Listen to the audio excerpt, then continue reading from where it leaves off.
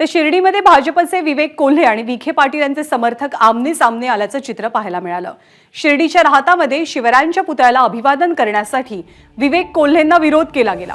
विवेक कोल्हेंना विरोध झाल्यामुळे काहीसं तणावाचं वातावरण पाहायला मिळालं।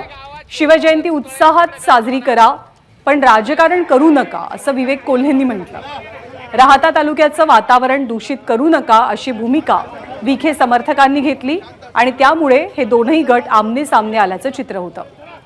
या ठिकाणी असं दिसतंय की कुठंतरी दहशतीचं उडालेलं झाकण पुन्हा लावायचा प्रयत्न केविळवाणी चालू आहे, परंतु हे सगळे महाराजांचे युवा मावळे आहे आणि ह्या अशा जुलमी कारभाराच्या विरुद्ध आवाज उठवल्याशिवाय राहणार नाही।